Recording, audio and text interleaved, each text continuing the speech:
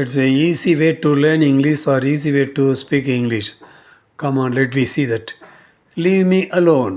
என்னை தனியாக விடுங்கள். Life is valuable. வாழ்க்கை விலைமதிப்பற்றது. I have performed well. நான் சிறப்பாக செயல்பட்டுள்ளேன். It will be very useful. அது உபயோகமாக இருக்கும். Are you not well? உங்களுக்கு உடல்நிலை சரியில்லையா? In good faith. நல்ல எண்ணத்தில். That's all right. அது பரவாயில்லை. On the way. வரும் வழியில். Life's it is up to you. உன் கையில் தான் இருக்கிறது.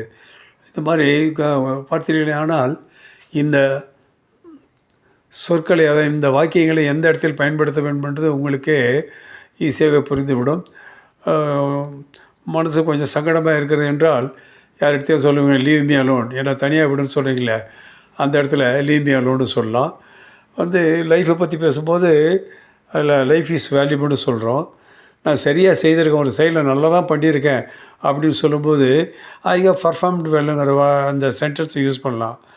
வேறு ஒரு ஐடியா மற்றவங்களுக்கெல்லாம் கொடுக்குறீங்க, நான் கொடுக்குற ஐடியா தான் நல்லாயிருக்கும் அப்படிங்கும்போது it will be very useful. அது உங்களுக்கு ரொம்ப உபயோகமாக இருக்கும்னு சொல்லலாம்.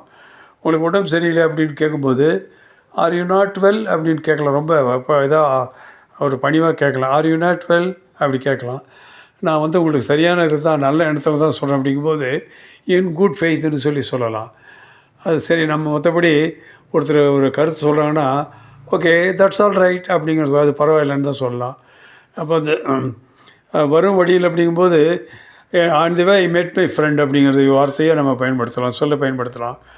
இப்போ சில கருத்துக்களை சொல்லும்போது அவங்களுடைய இதை என்ன சொல்லலான்னு கேட்டிங்கன்னா இட்ஸ் அப் டு யூ. உன் கையில் தான் இருக்குது அந்த முடிவு அப்படிங்கிறது சொல்லலாம். இப்படி இந்த மாதிரி வாக்கியங்கள்லாம் பயன்படுத்தும் போது இங்கிலீஷ் ரொம்ப ஈஸியாக இருக்கும். ஆனால் ஒரே இது என்னன்னு கேட்டிங்கனாக்கா, இந்த வாக்கியங்களை எந்த இடத்துல பயன்படுத்தினா சரியாக இருக்குமோ அந்த இடத்துல இதை பயன்படுத்தினா ரொம்ப உபயோகமாக இருக்கும். இங்கிலீஷ் ரொம்ப யூஸ்ஃபுல்லாக இருக்கும்.